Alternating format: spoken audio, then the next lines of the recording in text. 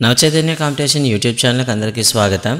Quality online exams ఇస్తున్న Navachaitanya competition ఇప్పుడైతే quality వీడియోస్తో మీ ముందుకైతే రావడం జరిగింది. క్విక్గా రివిజన్ చేసుకునేందుకు వీలుగా తేలిగ్గా చదువుకునేందుకు గాను ఈ వీడియోస్ అయితే తయారు చేయడం జరిగింది. ఈ వీడియోలో అయితే మనం 8వ తరగతికి సంబంధించింది భౌతిక రసాయన శాస్త్రాలలో పదార్థాలు, లోహాలు, అలోహాలు అనే పాఠ్యాంశం సంబంధించి రివ్యూ చేద్దాము. ఇందులో ముఖ్యమైన పాయింట్లు ఏమున్నాయో చూద్దాం. పదార్థాల స్వరూపము, దృఢత్వం పట్టికంటూ మనకు పట్టిక ఇచ్చారనమాట. ఇనుము మెరుపు గలది, చాలా దృఢమైనది. బొగ్గు మెరుపు లేనిది కానీ అధిక దృఢత్వం లేనిది. గంధం మెరుపు లేనిది, అధిక దృఢత్వం లేనిది. అల్యూమినియం మెరుపు గలది, అలాగే చాలా దృఢంగా ఉంటుంది. రాగి మెరుపు గలది, చాలా దృఢంగా ఉంటుంది. ఈ పట్టిక బట్టి మనకి ఏమర్థం అవుతుందంటే లోహాలు వాటి భౌతిక రసాయన ధర్మాల ఆధారంగా అలోహాల నుండి వేరు చేయవచ్చు. అంటే అలోహాల్ని మనం వాటి యొక్క భౌతిక ధర్మాలు మరియు రసాయన ధర్మాల ఆధారంగా వేరు చేయవచ్చు. ద్యుతి అండి, అందులో మొదటి గుణం ఏంటంటే ద్యుతి గుణకం అంటాం. అంటే మెరుపు లక్షణం అనేది మొదటి అనమాట, అంటే మెరిసే లక్షణం ఉంటుంది. ఇంకా దృఢత్వం అనేది భౌతిక ధర్మాలు. లోహాలు, అలోహాల భౌతిక ధర్మాలు చూసుకున్నట్లయితే ఒక వస్తువు చూడండి, మొదటిది స్థరణీయత అని పిలుస్తామండి. ఇనుప మేకుని తీసుకొని గట్టిగా మనం కుట్టామనుకోండి ఏమవుతుంది, చదునుగా అవుతుంది. అదే బొగ్గు మొక్కను తీసుకొని దాన్ని గట్టిగా కుట్టామనుకోండి ముక్కలు అయిపోతుంది. అల్యూమినియం తీగని తీసుకొని గట్టిగా కుట్టామనుకోండి చదును అవుతుంది. అదే పెన్సిల్ లెడ్ని తీసుకొని గట్టిగా కుట్టామనుకోండి ముక్కలు అయిపోతుంది. అంటే మనం కొట్టడం వల్ల ఇనుము కానీ అల్యూమినియం కానీ తీగ కానీ మారుతుంది, మిగతావన్నీ కూడా మీకు ముక్కలు అయిపోయాయి అనమాట. అంటే ఒకవేళ వాటిని మరింత గట్టిగా కుట్టినట్లయితే అవి రేకులుగా మార్పు చెందవచ్చు. మిఠాయిల్ని అలంకరించినటువంటి వెండి రేకులు మీరు చూడవచ్చు. ఆహారాన్ని చుట్టడానికి అల్యూమినియం రేకులు ఉపయోగిస్తారు. పలుచని రేకులుగా మార్చగల లోహ ధర్మాన్ని స్థరణీయత అంటారు. గుర్తుపెట్టుకోండి, లోహాలపైన మనం బలంతో కొట్టి వాటిని ఏం చేస్తాం, పలుచని రేకులుగా మార్చవచ్చు అనమాట. ఇలా పలుచని రేకులుగా మార్చగలిగేటటువంటి లోహ ధర్మాన్ని స్థరణీయత అని అంటాం. ఇది లోహాల సహజ లక్షణం, లోహాలకు ఉండేటటువంటి ఒక సహజ లక్షణం అనమాట. బొగ్గు, పెన్సిల్ లెడ్ వంటి పదార్థాలు ఈ ధర్మాన్ని ప్రదర్శించలేవు. ఇవి బొగ్గు కానీ పెన్సిల్ లెడ్ కానీ మనం తీసుకొని వాటి మీద మనం బలం కానీ పీడనాన్ని కానీ ప్రయోగించామనుకోండి అవి ఏమవుతాయి, ముక్కలైపోతాయి. ప్లాస్టిక్ లేదా చెక్కపిడి లేదా వేడి లోహపు పాత్రను కాలకుండా పట్టుకోలేరు. ఓకేనా, చూడండి ఒకసారి. ప్లాస్టిక్ లేదా చెక్కపిడి లేని వేడి లోహపు పరికరాలను మనం పట్టుకోగలమా అంటే హ్యాండిల్స్ లేనటువంటి వంట పాత్రలను మనం పట్టుకోగలమా, పట్టుకోలేం. వేడి వస్తువులను పట్టుకునేటప్పుడు చెక్క లేదా ప్లాస్టిక్ పిడి గాయపరచకుండా వాడతారు. అంటే మన చేతికి ఎటువంటి హాని జరగకుండా ఉండేందుకు గాను మనం ఏం చేస్తాము, ఈ పిడులను వేస్తాం అనమాట. ఇనుప కడ్డి, మేకు, రాగి తీగ ఉత్తమ వాహకాలు కాగా సల్ఫర్ ముక్క, బొగ్గు ముక్క అనేవి అదమ వాహకాలు అనమాట. మనము టెస్టర్ తయారు చేస్తాము. ఈ టెస్టర్ అనేది రెండు తీగల మధ్యలో ఒక ఇనుప కడ్డి కానీ, మేకుని కానీ, రాగి తీగని కానీ, పెన్సిల్ కానీ, లేకపోతే ప్లాస్టిక్ రీఫిల్ కానీ మనం పెట్టి చూస్తాం. ఏ వస్తువుల మధ్యలో అయితే ఆ బల్బు వెలుగుతుందో వాటిని వాహకాలని, ఏ వస్తువులు పెడితే బల్బు వెలగదో వాటిని అలోహాలని పిలుస్తాం అనమాట. అల్యూమినియం రాగితో తీగలు తయారు చేయవచ్చు, బొగ్గు తీగలుగా చేయలేము. మరి తీగలుగా సాగదీయగల లోహ గుణాన్ని మనం ఏమని పిలుస్తాం, తాంతవత అంటారు. అంటే ఏదైనా ఒక పదార్థాన్ని సన్నని తీగల అమర్చే లక్షణాన్ని తాంతవత అంటారనమాట. లోహాలతో తయారు చేసిన వస్తువులకు గట్టిగా కొట్టినప్పుడు ధ్వనిని ఉత్పత్తి చేస్తాయి. సో అంటే లోహాల మీద కొట్టేటప్పుడు అవి కొన్ని శబ్దాలను కూడా ఉత్పత్తి చేస్తాయి అన్నమాట. లోహాలు ధ్వనులను ఉత్పత్తి చేస్తాయి కనుక అవి ధ్వని గుణం, ఓకేనండి, ధ్వని గుణం, సోనారస్ అని పిలుస్తారు, ధ్వని గుణం కూడా కలిగి ఉంటాయని చెప్పవచ్చు. లోహాలు కాకుండా ఇతర పదార్థాలు ధ్వని గుణాన్ని కలిగి ఉండవు. కాబట్టి లోహాలు కాకుండా ఇంకేవి కూడా ధ్వని గుణాన్ని కలిగి ఉండవు. కొన్ని పదార్థాలు దృఢత్వము, ద్యుతి గుణం, స్థరణీయత, తాంతవత, ధ్వని గుణం కలిగి అవి ఉత్తమ ఉష్ణ విద్యుత్ వాహకాలుగా వాహకాలని చెప్పవచ్చు అనమాట. అంటే కొన్ని పదార్థాలు గట్టిగా ఉంటాయి, ద్యుతి గుణం కలిగి ఉంటాయి, స్థరణీయత ఉంటుంది, తాంతవత ఉంటుంది, ధ్వని గుణం ఉంటుంది, ఉత్తమ విద్యుత్తు ఉష్ణ వాహకాలుగా ఉంటాయన్నమాట. అలా ఉండే వాటిని మనం ఏమని పిలుస్తాము, లోహాలు అంటాము. అంటే ఈ ధర్మాలన్నీ ఉండాలి. అయితే కొన్నింటికి మనం చేయొచ్చు. ఉదాహరణకి సోడియం తీసుకున్నాం అనుకోండి, దాన్ని మనం కత్తితో కట్ చేయొచ్చు మీరు. అలాగే మెర్క్యూరీ ఉందనుకోండి, అది దృఢంగా ఉండదు. కదా. వీటికి కొన్ని సవరణలు అయితే ఉంటాయన్నమాట. ఇనుము, రాగి, అల్యూమినియం, కాల్షియం, మెగ్నీషియం మొదలైనవి లోహాలకు ఉదాహరణ. ఓకేనండి. బొగ్గు, సల్ఫర్ వంటి పదార్థాలు మృదువుగా, కాంతి విహీనంగా, సుత్తితో కొడితే అవి పదార్థాలుగా అంటే పిండి పిండిగా విచ్ఛిన్నం చేయబడతాయి. అవి ధ్వని గుణాన్ని కలిగి ఉండవు. ఉష్ణ, విద్యుత్ అధమవాహకాలుగా ఉంటాయి. ఇటువంటి పదార్థాలను అలోహాలు అంటారు. ఉదాహరణకు సల్ఫర్, కార్బన్, ఆక్సిజన్, ఫాస్ఫరస్లు. సోడియం, పొటాషియం వంటి లోహాలు మెత్తగా ఉంటాయి, చాకుతో సులువుగా కోయబడతాయి. గది ఉష్ణోగ్రత వద్ద ద్రవ రూపంలో లభించే ఒకే ఒక లోహం పాదరసం. ఇవి కొన్ని లోహాల నుండి మినహాయింపులు అన్నారనమాట. లోహం అనేసరికి దృఢంగా ఉండాలి అని అంటాం కదా, వాటి నుండి కొద్దిగా మినహాయింపు ఇవి అనమాట. ఇక లోహాలు, అలోహాల రసాయన ధర్మాలు చూసుకుందాం. ఆక్సిజన్తో చర్య. ఇనుము తుప్పు పట్టే దృగ్విన్యాసంలోను, మెగ్నీషియం రిబ్బన్ను గాలిలో మండించే ప్రక్రియల్లో ఆక్సైడ్ ఏర్పడడం జరుగుతుంది. అంటే ఇనుము తుప్పు పట్టేటప్పుడు కానీ, మెగ్నీషియం మండించేటప్పుడు కానివ్వండి, మనకి ఆక్సైడ్లు ఏర్పడతాయి. ఉదాహరణకు చూడండి, ఆక్సిజన్ ఇనుము మెగ్నీషియంతో చర్య జరిపితే ఏమవుతుంది? ఐరన్తో ఆక్సిజన్ మనం చర్య పొందితే మనకి, అలాగే నీటి ఆవిరి సమక్షంలో చర్య పడితే మనకి ఐరన్ ఆక్సైడ్ అనేది వస్తుంది. ఓకే. మెగ్నీషియం ఆక్సిజన్తో చర్య పొంది మెగ్నీషియం ఆక్సైడ్ వస్తుంది. రాగి కూడా తుప్పు పడుతుంది, కానీ రాగి పాత్రల ఉపరితలంపై ఆకుపచ్చ పూత ఏర్పడుతుంది. ఇది ఆక్సైడ్ అయితే కాదు, కార్బొనేట్ అనమాట. ఓకేనా. తర్వాత చూద్దాం. రాగి పాత్ర ఎక్కువసేపు తేమ గాలికి గురైనప్పుడు దానిపై మెరవని ఆకుపచ్చ పూత ఏర్పడుతుంది. ఈ ఆకుపచ్చ పదార్థాన్ని మనం ఏమని పిలుస్తామంటే కాపర్ హైడ్రాక్సైడ్, కాపర్ కార్బొనేట్ అనమాట. సో ఈ పచ్చని పదార్థాన్ని కాపర్ హైడ్రాక్సైడ్, అలాగే కాపర్ కార్బొనేట్ మిశ్రమం అనమాట. అంతేకాకుండా కాపర్ని మనం తీసుకున్నాము, నీటి ఆవిరి, కార్బన్ డైఆక్సైడ్, ఆక్సిజన్తో చర్య పొందేటప్పుడు మనకి copper hydroxide, at the same time copper carbonate ఏర్పడుతుంది. ఇవే మనకి ఆకుపచ్చగా ఉంటాయి. అదే మెగ్నీషియం రిబ్బన్ను మండించడం వల్ల ఏర్పడే బూడిదను నీటిలో కరిగించారనుకోండి, ద్రావణంలో ఎరుపు లిట్మస్ పెడితే అది నీలి రంగులోకి మారుతుందన్నమాట. అంటే మెగ్నీషియం ఆక్సైడ్ అనేది క్షార స్వభావాన్ని కలిగి ఉంటుంది. సాధారణంగా లోహ ఆక్సైడ్లు అన్నీ కూడా మీకు క్షార స్వభావాలను కలిగి ఉంటాయి. మళ్ళీ లోహ స్వభావం ఏముంటాయండి? లోహాలన్నీ కూడా ఆక్సైడ్లు అయితే ఆక్సైడ్లు క్షార స్వభావాన్ని కలిగి ఉంటాయి. అలోహ ఆక్సైడ్లు ఆమ్ల స్వభావాన్ని కలిగి ఉంటాయి. అయితే చూద్దాం, ఆమ్లాలు, క్షారాలలోని లోహాలు, అలోహాల పేర్లు రాయండి. ఉదాహరణకు కాల్షియం హైడ్రాక్సైడ్, ఇందులో ఉండే లోహం పేరు కాల్షియం. మెగ్నీషియం హైడ్రాక్సైడ్, లోహం magnesium. Zinc oxide, zinc. Ferric oxide, iron. Sulphuric ఆమ్లం, సల్ఫర్. హైడ్రోక్లోరిక్ ఆమ్లం, హైడ్రోజన్ అండ్ క్లోరిన్. తర్వాత పాస్పారిక్ ఆమ్లం, పాస్పరస్. నైట్రిక్ యాసిడ్, నైట్రిక్ ఆమ్లము, నైట్రోజన్. ఇక్కడ దీన్ని బట్టి మనకి ఏమర్థం అవుతుందంటే సల్ఫర్ ఆక్సిజన్ చర్యలో వెలువడిన వాయువు పేరు సల్ఫర్ డైఆక్సైడ్. ఇది నీటిలో ఎప్పుడైనా కరిగింది అనుకోండి, సల్ఫర్ డైఆక్సైడ్ కరిగితే అప్పుడు మీకు సల్ఫ్యూరస్, సల్ఫ్యూరిక్ కాదండి, సల్ఫ్యూరస్ ఆమ్లం ఏర్పడుతుంది. సో కాబట్టి సల్ఫ్యూరస్ అంటే H2SO3 అంటాం అనమాట. ఇదే మనకు యాసిడ్ రైన్ అని పిలుస్తాం. సల్ఫ్యూరస్ ఆమ్లము నీలి లిట్మస్ కాగితాన్ని ఎరుపు రంగులకు మారుస్తుంది. సాధారణంగా అలోహాలు, ఆక్సైడ్లు ఆమ్ల స్వభావాన్ని కలిగి ఉంటాయి. గుర్తుపెట్టుకోండి, అలోహాల ఆక్సైడ్లు ఆమ్ల స్వభావాన్ని కలిగి ఉంటాయి. ఓకేనా. ఇక తరచూద్దాం నీటితో చర్య. ఇక సోడియం లోహం అధిక చర్యాశీలత కలిగింది ఉంటుంది.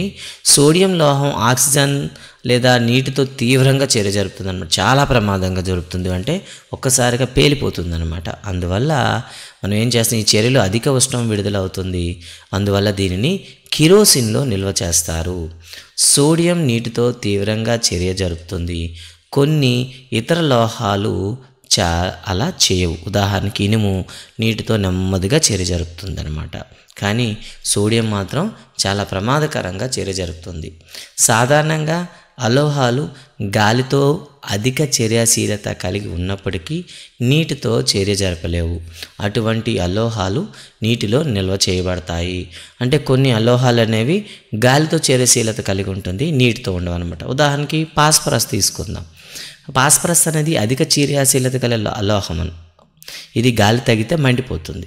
వాతావరణంలో గల ఆక్సిజన్ తగలకుండా దీనిని నీటిలో నిల్వ చేస్తారు. ఓకేనండి. పాస్పరస్ని నీటిలో నిల్వ చేస్తారు, అదే సోడియంని కిరోసిన్లో నిల్వ చేస్తారు. మరి ఆమ్లాలతో చర్య జరిగేటప్పుడు ఆమ్లాలతో అలోహాల చర్య చూద్దామండి. లోహాలు అలోహాల చర్యలు ఎలా ఉంటాయి. ముందుగా మెగ్నీషియం తీసుకొని, ఓకేనా, మెగ్నీషియం మనకేముంది, రిబ్బన్ తీసుకున్నాం అనుకోండి, ఇది కానీ మనం చర్య జరిపిస్తే ఏమవుతుంది, సజల హైడ్రోక్లోరిక్ ఆమ్లంతో చర్య జరిపిస్తే హైడ్రోజన్ విడుదల చేస్తుంది, ఇది వేగంగా జరుగుతుంది అనమాట. అదే మీరు సల్ఫ్యూరిక్ ఆమ్లంతో చర్య చేస్తే ఇక్కడ కూడా మీకు హైడ్రోజన్ విడుదల చేస్తుంది, ఇది వేగవంతమైన చర్య అనమాట. అల్యూమినియం రేకు కూడా మీకు ఏమవుతుంది, హైడ్రోజన్నే ఉత్పత్తి చేస్తుంది, ఇది వేగవంత చర్య. ఇక్కడ కూడా మీకు హైడ్రోజన్ ఉత్పత్తి చేస్తుంది, ఇది కూడా క్విక్ రియాక్షన్ అనమాట. ఇనుప రజన్ తీసుకుంటే ఇది కూడా సేమ్, రెండింటిలో కూడా ఒకే రకంగా జరుగుతుంది. కాపర్ తీసుకుంటే మీరు సల్ఫ్యూరిక్ చూడండి, కాపర్ని తీసుకుని హైడ్రోక్లోరిక్ యాసిడ్ వేస్తే మనకేమవుతుంది, చర్య జరగదు, చర్య ఉండదు. అదే సల్ఫ్యూరిక్ ఆమ్లం వేసినా చర్య ఉండదు అని ఇచ్చారు. ఇంకా చార్కోల్ అండి, చార్కోల్ అంటే మనకు తెలిసింది కదండి, పౌడర్ అనమాట, బ్లాక్ కోల్ పౌడరు, ఎక్కడ కూడా మీకు చర్య జరగదు. అదే సల్ఫర్ తీసుకున్నా కూడా మీకు చర్య జరగదు అనమాట. కేవలం మీకు మెగ్నీషియం, అల్యూమినియం, ఐరన్ మాత్రమే ఇక్కడ చర్య జరుపుతున్నట్టు ఇవ్వడమైతే జరిగిందనమాట. సాధారణంగా అలోహాలు ఆమ్లాలతో చర్య జరపవు, కానీ లోహాలు ఆమ్లాలతో చర్య జరిపి హైడ్రోజన్ను విడుదల చేస్తాయి. మరి ఈ హైడ్రోజన్ అనేది ఎలా ఉంటుంది, టప్మని ధ్వనితో మండే వాయువు అనమాట. హైడ్రోజన్ ఎలాంటి వాయువు, టప్మని ధ్వనిచ్చి మండే వాయువు. రాగిని వేడి చేసినా కూడా సజల హైడ్రోక్లోరిక్ ఆమ్లంతో చర్య జరుపుతుంది, కానీ సల్ఫ్యూరిక్ ఆమ్లంతో చర్య జరుపుతుంది. అంటే గది ఉష్ణోగ్రత వద్ద రాగి అనేది ఏ యాసిడ్లతో కూడా చర్య పొందదు. ఒకవేళ వేడి చేసిన తర్వాత సల్ఫ్యూరిక్ ఆమ్లంతో చర్య పొందుతుంది, కానీ హెచ్సిఎల్తో మాత్రం చర్య జరపదనమాట. ఇక క్షారాలతో చర్య, లోహాలు సోడియం హైడ్రాక్సైడ్తో చర్య జరిపి హైడ్రోజన్ వాయువుని ఉత్పత్తి చేస్తాయి.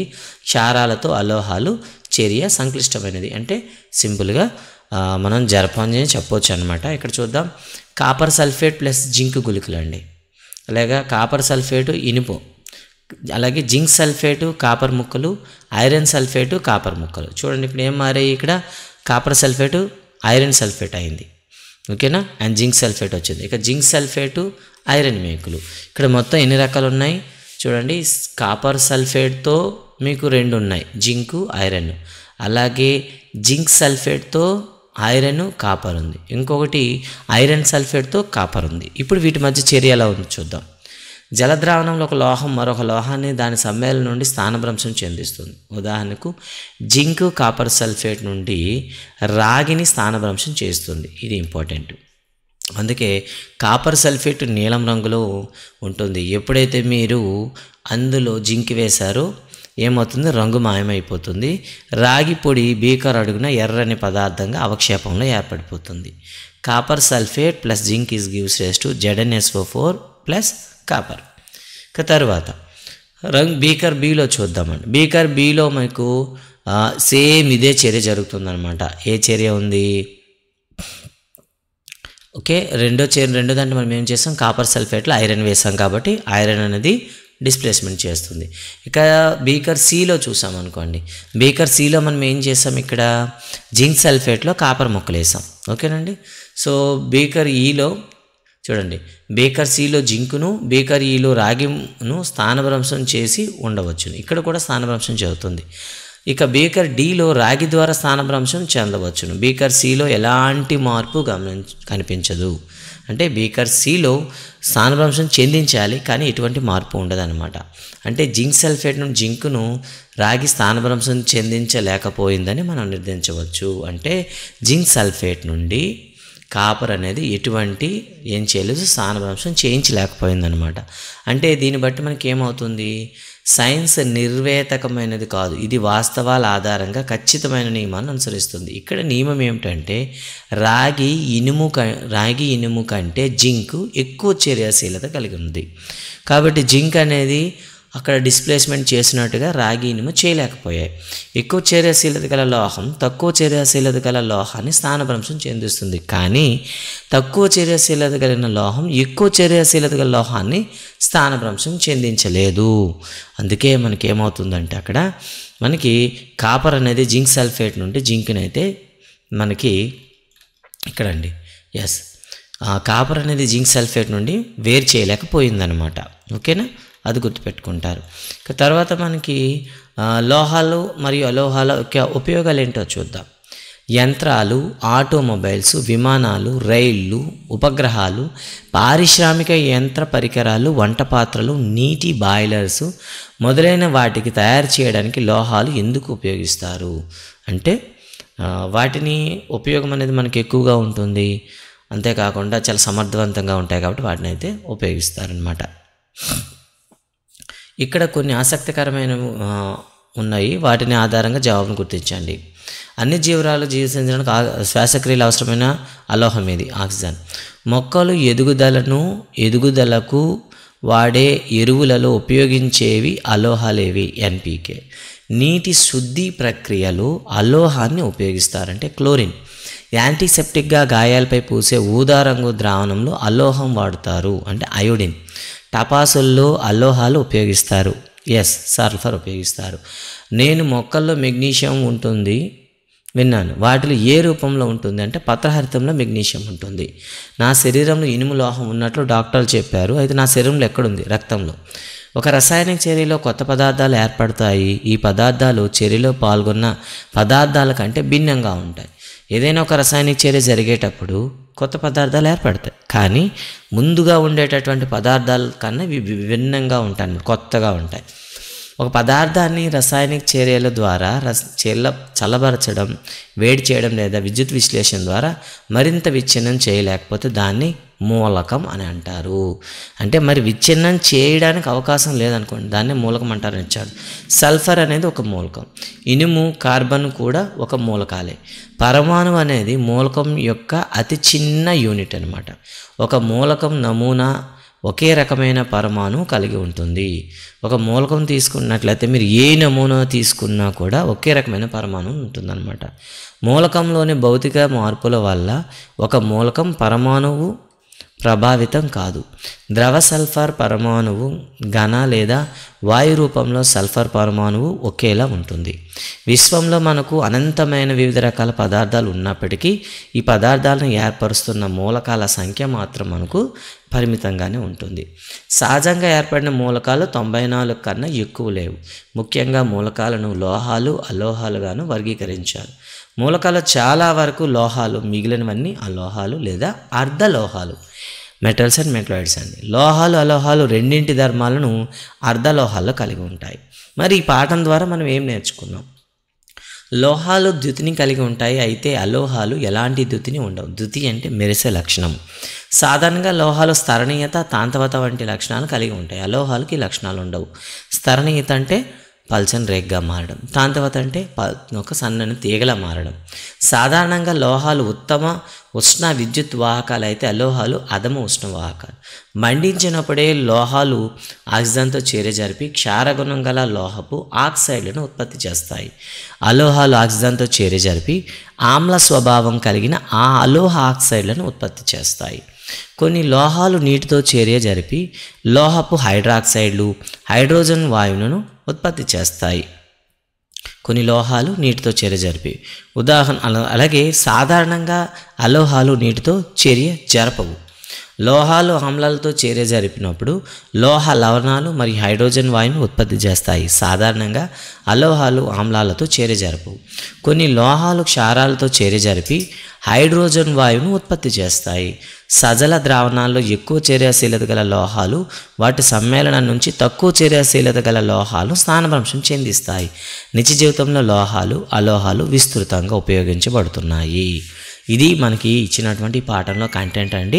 మరి ఇందులో ఉంటే కొన్ని సాధన అంటే అభ్యాసాలు ఇచ్చాడు. దిగు పేర్కొన్న వేటిని పల్చని రేకులుగా కొట్టవచ్చు అంటే జింగిని కొట్టవచ్చు. ఇంకా తర్వాత దిగు పేర్కొన్న వాటిలో ఏది సరైనది? అన్ని లోహాలు తాంతవతను ఉంటాయి, రైటే.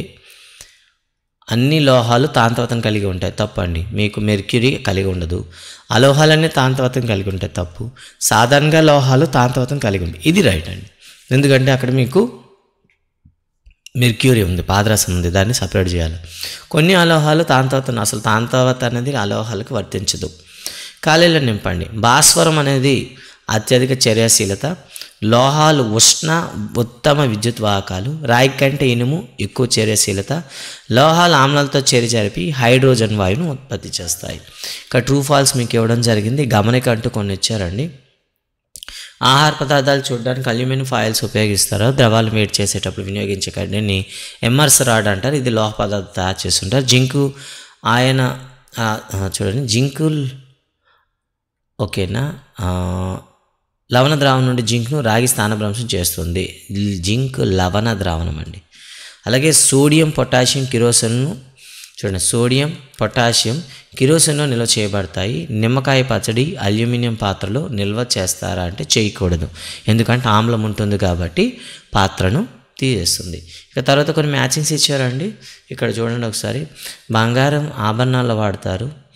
ఇనుము మీకు యంత్రాల తయారీలో వాడతారు. అల్యూమినియం మనకి ఆహారాన్ని చుట్టూ ఉంచుతారు. కార్బన్ అనేది మనకి ఇంధనంగా వాడతాము. రాగి అనేది విద్యుత్ తీగల్లో వాడతాము. పాదరసం థర్మోమీటర్లో వాడతాం. అలాగే కొన్ని ధర్మాలు అయితే మనకి ఇక్కడ వర్గీకరణ చేసి ఇవ్వడం జరిగింది. ఒకసారి చూడండి. ధర్మం లోహాలు అయితే మెరుపుని కలిగి ఉంటాయి, ఇవి మెరుపుని కలిగి ఉండవు. దృఢంగా ఉంటాయి, సున్నితంగా ఉంటాయి. స్థరణీయత ఉంటుంది, ఇక్కడ ఉండదు. తాంతవత ఇక్కడ ఉంటుంది, ఇక్కడ ఉండదు. ఉష్ణవాహకాలు అంటే ఇది మంచి ఉష్ణవాహకాలు ఉంటే ఇది అదం ఉష్ణవాహకం అవుతుంది. విద్యుత్ వాహకత కూడా లోహాలు చూపిస్తే మీకు అలోహాలు అనేవి మితంగా చూపిస్తే అసలు ఉండదు కూడా. ఓకేనా. సో ఇదండి వీడియోలో ఉండేటటువంటి లెసన్లో ఉండేటటువంటి కీ పాయింట్స్ అనమాట. ఈ వీడియో పైన మీ అభిప్రాయాలు కానీ సలహాలు కానీ కింద డిస్క్రిప్షన్లో అంటే కామెంట్స్లో పెట్టండి. అండ్ మా ప్రయత్నం మీకు నచ్చినట్లయితే ఒక లైక్ అయితే ఇవ్వండి. Thank you very much.